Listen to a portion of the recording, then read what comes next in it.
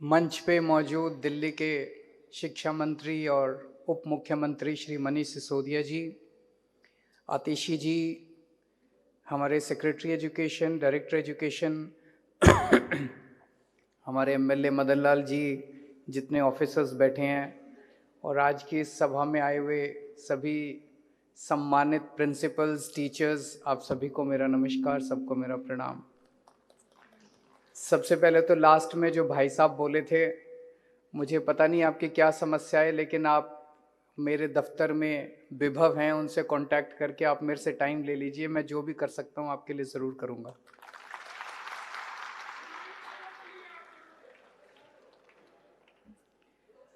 आज आप लोगों की बातें सुन के बहुत अच्छा लगा।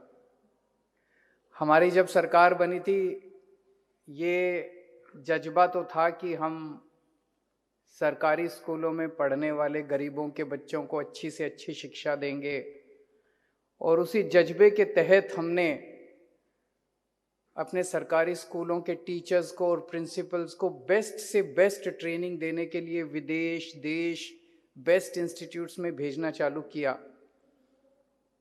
लेकिन इस तरह से इंटरेक्शन का मौका आज पहली बार मिला कि आप क्या सीख के आए, आपने उसको स्कूलों में, अपने स्कूलों में बच्चों के साथ कैसे उसको लागू किया। तो आज आपके अंदर जो सबसे ज़्यादा की जो कॉन्फिडेंस देखने को मिला, जो जज्बा देखने को मिला, एनर्जी देखने को मिली, इंस्पिरेशन देखने को मिली, मैं समझता हूं कि अगर उसकी आधी भी ट्रांसफ़र हो रही है बच्चों को, जो हो रही होगी और काफ़ी हो रही होगी, तो मुझे लगता है सरकारी स्कूल तो अपने आप बहुत अच्छे हो जाएंगे।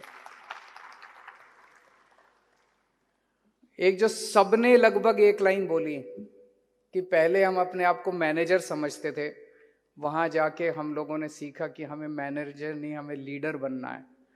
और लीडर वो होता है जो ज़बरदस्ती नहीं करता, वो अपने आचरण से और अपने शब्दों से सारे लोगों को इंस्पायर करता है।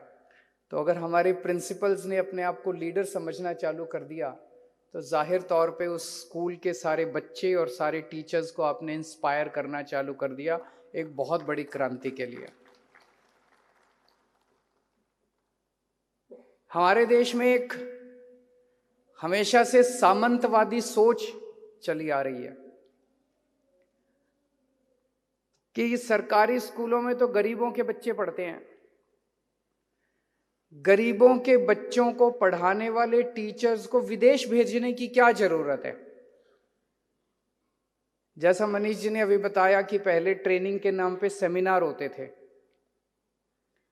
कोई स्टेडियम हायर कर लेते थे, बड़ा सा हॉल हायर कर लेते थे, उसमें 1000-1500 टीचर्स या प्रिंसिपल्स को इकट्ठा कर लेते थे, किसी एक बाहर से स्पीकर को बुला लेते थे, वो घंटा 2 घंटा लेक्चर दे के चला जाता था। आप भी जब तक हॉल से बाहर निकलते थे, आधी चीज याद रहती थी, आधी चीज नहीं याद रहती थी। अभी उपाध्याय साहब ने बड़ी अच्छी बात कही कि जब आप वहां जाके ट्रिनिटी की लैब देखते हो, जब आप वहां जाके न्यूटन ने जिस पेड़ से सेब गिरा उस पेड़ को देखते हो, स्टीफन हॉकिंग का कॉलेज देखते हो, तो वो जिंदगी भर का एक्सपीरियंस होता है। वो यहाँ पे एक सेमिनार के जरिए उसका अनुभव नहीं किया जा सकता। तो सेमिनार में ज्ञान तो मिलता है, पावर पॉइंट प्रेजेंटेशंस हो सकते हैं, अनुभव नहीं मिलता। अनुभव में और ज्ञान में बहुत फर्क है। कान से सुना हुआ ज्ञान तो एक दिन रहता है, 24 घंटे रहता है, 48 घंटे रहता है, उसके बाद खत्म हो जाता है। लेकिन जो फिनलैंड होके आए, जो कैम्ब्रिज होके आए, जो सिंगापुर होके आए, वो एक जिंदगी भर का अनुभव है। वो अनुभव हमेशा अपने साथ रहता है, और जो ऊर्जा आप लोगों को मिलती है उसका कोई कहना ही नहीं। तो एक ये पहले ये था भाई, सरकारी स्कूलों के प्रिंसिपल्स को, टीचर्स को बाहर भेजने की क्या जरूरत है, उसको हमने तोड़ा है।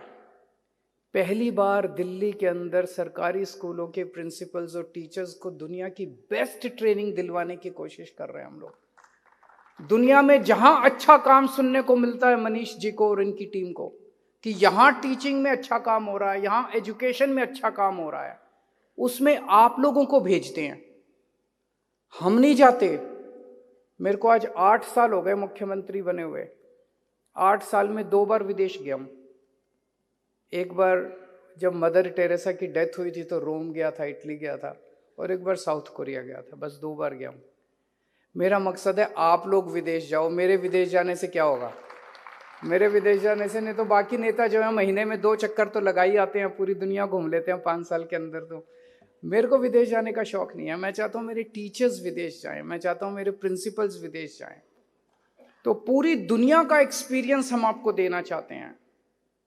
और अभी एक लास्ट में एक टीचर जो कि रिटायर्ड प्रिंसिपल थी, वो बता रही थी, हमें अब दिल्ली के सरकारी स्कूलों को देश के स्कूलों से compete नहीं करना, हमें अब दुनिया के स्कूलों से compete करना है। हमारा सपना अब वो है।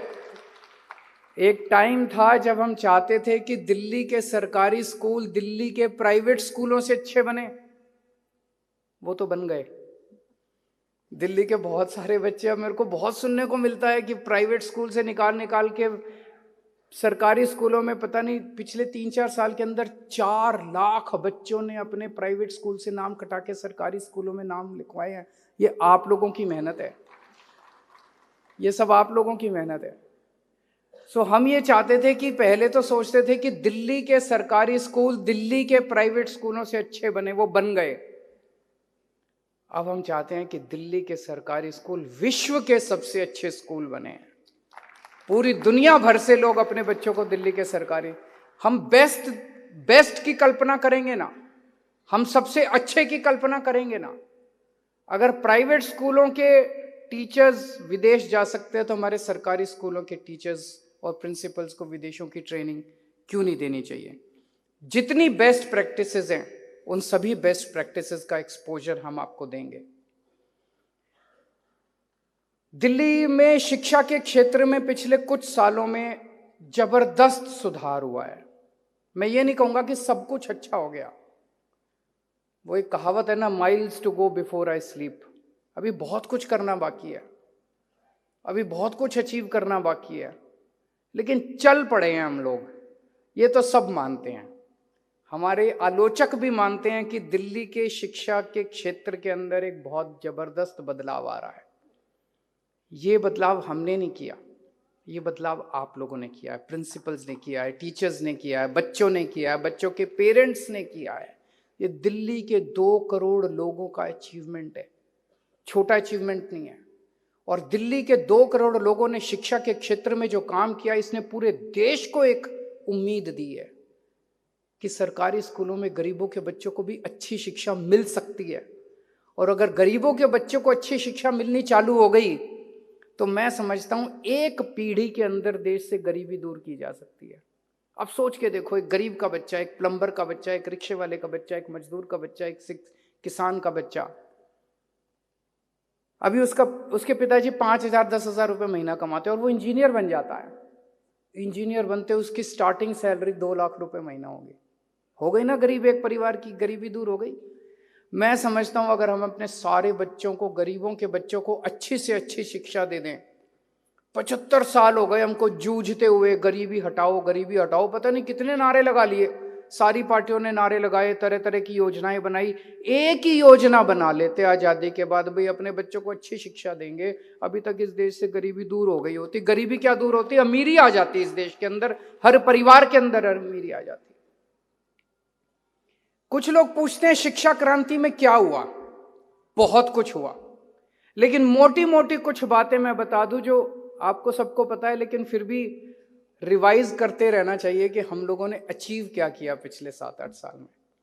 सबसे पहली चीज, 2015 के पहले दिल्ली के अंदर सरकारी स्कूलों का बुरा हाल था। ढेरों स्कूल टेंट में चला करते थे। किसी भी इलाके में चले जाओ कहते थे वो टेंट वाला स्कूल। किसी से रास्ता पूछो, वो बोले टेंट वाले स्कूल पे चले जाना, फिर दाएं मुड़ जाना, फिर बाएं मुड़ जाना, टेंट वाला स्कूल कहते थे। अब वो सारे के सारे टेंट वाले स्कूल टैलेंट वाले स्कूल बन गए हैं। पहले सरकारी स्कूलों की छतें चुआ करती थी, पानी गिरा करता थे, दीवारें टूटी पड़ी थी, डेस्क थे नहीं, नीचे बच्चे बैठा करते थे, टॉयलेट्स नहीं थे, पीने का पानी नहीं था, सिक्योरिटी नहीं थी, बच्चे जब मर्जी भाग जाते थे स्कूल से। सब बदल गया। इंफ्रास्ट्रक्चर के ऊपर बहुत जबरदस्त इन्वेस्टमेंट हुआ है, और केवल इन्वेस्टमेंट नहीं हुआ, आज हमारे दिल्ली सरकार के स्कूलों की बिल्डिंग्स और स्कूलों का इंफ्रास्ट्रक्चर बेस्ट से बेस्ट प्राइवेट स्कूलों से भी ज्यादा बेहतर है। मैं उनकी बात तो नहीं कर रहा, कई प्राइवेट स्कूल ऐसे भी हैं जो पूरे के पूरे एयर कंडीशनड हैं, वो अलग है, लेकिन जितने भी प्राइवेट स्कूल, आम प्राइवेट स्कूल हैं, उनसे बेस्ट प्राइवेट स्कूलों से भी आज हमारा इंफ्रास्ट्रक्चर बहुत शानदार है। दूसरी चीज हुई है, माहौल बदला है। जब टीचर्स और प्रिंसिपल्स आईएम्स के अंदर ट्रेनिंग करने जाने लगे हैं, विदेशों में ट्रेनिंग करने जाने लगे हैं, वहाँ से मोटिवेट होके आते हैं, कॉन्फिडेंस बढ़ता है, पढ़ाने की इच्छा जागती है। पहले पूरा सिस्टम, पूरी व्यवस्था इतनी खराब थी कि पढ़ाने का मन ही नहीं करता था। गलत तो नहीं कह रहा, पहले पढ़ाने का मन ही नहीं करता था, अब पढ़ाने का मन करता है, कॉन्फिडेंस है। मैंने कितने बच्चों से बात की है जो प्राइवेट से छोड़ के सरकारी स्कूलों में आए हैं, उन्होंने दो चीजों की तारीफ की, कहते हैं जी जो फैसिलिटीज हमें अब सरकारी स्कूलों में मिल रही है, वो फैसिलिटी अब प्राइवेट स्कूलों में नहीं मिल रही। और दूसरा, जितनी तन्मयता के साथ अब टीचर्स पढ़ाते हैं हमको, गवर्नमेंट आपकी बड़ी तारीफ करते हैं बच्चे, मैं आपके मुंह पे नहीं कह रहा, मैं असली में कह रहा हूं। प्रिंसिपल्स की, टीचर्स की खूब तारीफ करते हैं बच्चे। मैंने बहुत सारे बच्चों से बात की, कहते हैं जी जिस तरह से, जितनी इच्छा के साथ और जितने तन्मयता के साथ, लगन के साथ हमारे टीचर्स सरकारी स्कूल में पढ़ाते हैं, प्राइवेट में नहीं पढ़ाते। बहुत बड़ी बात है कि नहीं है? और इस सब का नतीजा हुआ है कि हमारे नतीजे अच्छे आने लग गए। अगर हम सब कर लेते, बिल्डिंग अच्छी बना लेते, टीचर्स को फॉरेन घुमा लाते और नतीजे नहीं आते, बच्चे फेल हो रहे होते, तो कहते क्या फायदा, पैसे खराब कर रहा है केजरीवाल। लेकिन आप लोगों ने मेहनत करके नतीजे शानदार कर दिए। 99.7% नतीजे आए हैं दिल्ली सरकार के सरकारी स्कूलों के, पूरे देश में कभी नहीं आए। 75 साल में कहीं किसी राज्य के अंदर 99.7% नतीजे नहीं आए। तो आप लोगों ने जो पढ़ाई भी करानी चालू किया, उसमें जबरदस्त परिवर्तन। अब हमारे बच्चे जेई पास कर रहे हैं बिना कोचिंग के। मैंने भी जेई पास करी थी, एक टाइम में मैंने भी आईआईटी के पेपर दिए थे, लेकिन मैंने 2 कोचिंग ली थी। बिना कोचिंग के तो मैं सोच भी नहीं सकता था कि मेरा एडमिशन हो जाता। हमारे सरकारी स्कूलों के बच्चे बिना कोचिंग के आईआईटी के अंदर एडमिशन ले रहे हैं, नीट के पेपर पास कर रहे हैं, ऑल इंडिया मेडिकल के अंदर एडमिशन ले रहे हैं। ये तो चमत्कार से कम नहीं है, आप लोगों ने बहुत बड़ा चमत्कार करके दिखाया। फिर नए नए कोर्सेज चालू हो रहे, बिजनेस ब्लास्टर्स, हैप्पीनेस क्लासेस, देशभक्ति क्लासेस। एक नई किस्म का पूरा नैरेटिव एजुकेशन का बदल रहा है। एजुकेशन का मतलब ये नहीं कि घोटा मार लो, एजुकेशन का मतलब ये नहीं, हमारे टाइम में तो घोटा ही मारते थे। मेरे को याद है, ऊपर कमरा होता था मेरा और बस 24 घंटे बैठ के घोटा मारते रहते थे। अब वो बदल रहा है। अब एक बच्चे से मैं मिला, अक्सर ये कहानी हर जगह सुनाता हूँ अपनी सरकारी स्कूल के बच्चे से। वो बोला 12वीं में था, बोला जी मैं 10वीं में था ना, मेरे को बड़ा डर लगता था, मैं पढ़ने में बहुत खराब था, पढ़ने में बहुत खराब हूँ, मेरी पढ़ाई बड़ी खराब है। लेकिन जब से बिजनेस ब्लास्टर्स कार्यक्रम शुरू हुआ है, अब लगता है यार कुछ भी हो, नंबर अच्छे आए नहीं आए, धंधा तो कर ही लूँगा, रोटी तो चली जाएगी। तो अब 12वीं क्लास के वो टेंशन खत्म हो गई पूरे सिस्टम के अंदर से, यार घोटना है, कुछ करना है, नंबर अच्छे नहीं आए, अब सुसाइड करेंगे, ये वो सब खत्म हो गया। जिस चीज में अच्छे हैं वो करेंगे ना जिंदगी में।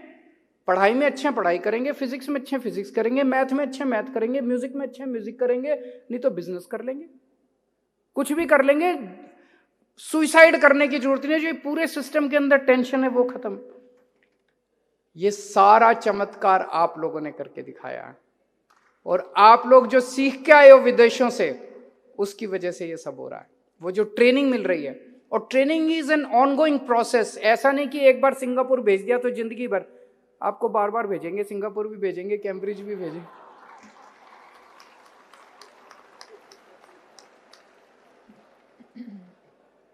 लोग इसको खर्चा मानते हैं, इसको मैं खर्चा नहीं मानता, इसको इन्वेस्टमेंट मानता हूं। इससे अच्छी इन्वेस्टमेंट, देश में 4 पुल कम बना लो, देश में 4 सड़कें कम बना लो, लेकिन अगर आपने अपने टीचर्स को और प्रिंसिपल्स को बेस्ट एक्सपोजर और ट्रेनिंग दे दी, आपने देश का भविष्य बना दिया। फिर ये बच्चे पता नहीं कितनी सड़कें बना लेंगे बड़े होकर, फिर ये बच्चे पता नहीं कितना पुल बना लेंगे।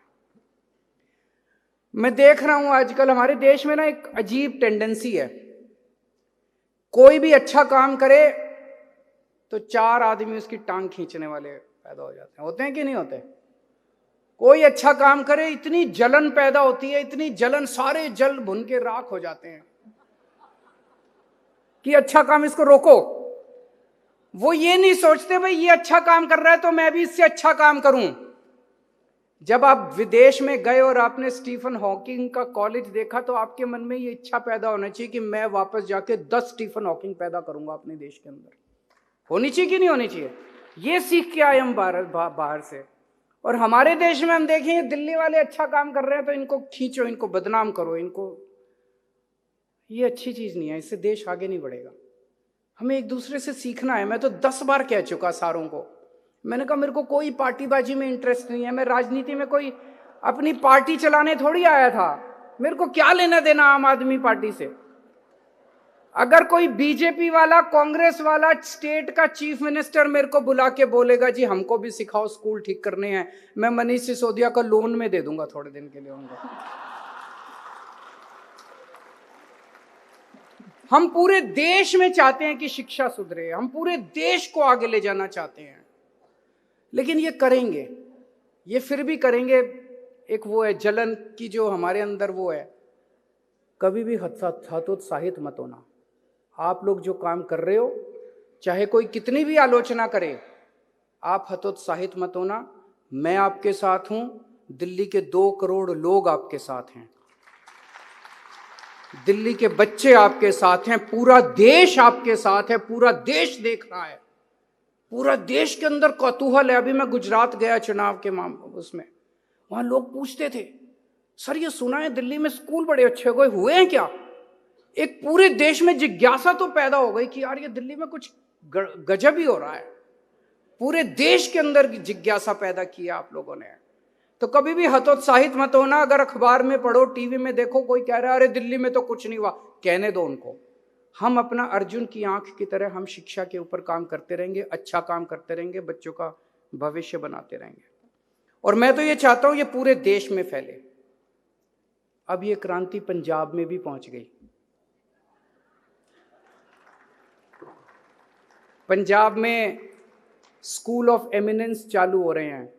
117 विधानसभाएं हैं, 117 हर विधानसभा में एक एक स्कूल चालू हो रहा है। 117 स्कूल ऑफ एमिनेंस चालू हो रहे हैं। पंजाब के भी पहला बैच 30 टीचर्स का सिंगापुर जा रहा है।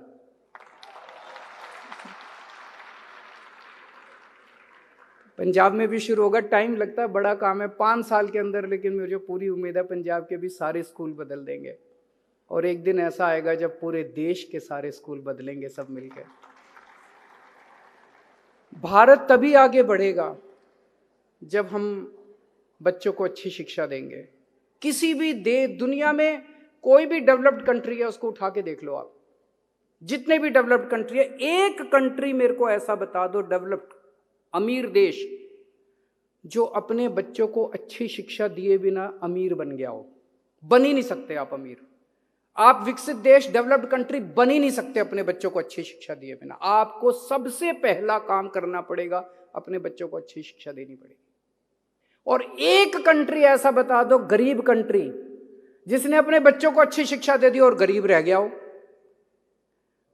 आपने अगर अपने बच्चों को अच्छी शिक्षा दे दी तो आप अमीर बनोगे ही बनोगे, कोई ताकत आपको नहीं रोक सकती। तो एक ही मंत्र है, शिक्षा, अच्छी शिक्षा। हम लोगों ने शुरुआत की है, आप सब लोगों ने मिलके शुरुआत की है दिल्ली के अंदर। मैं समझता हूं कि ये ऊर्जा पूरे देश के अंदर फैलेगी और सब लोग इससे प्रेरणा लेंगे। आप सब लोग इसी तरह से पूरी लगन के साथ बच्चों को पढ़ाते रहें और हमारे बच्चे खूब तरक्की करें। इसी कामना के साथ बहुत बहुत शुक्रिया।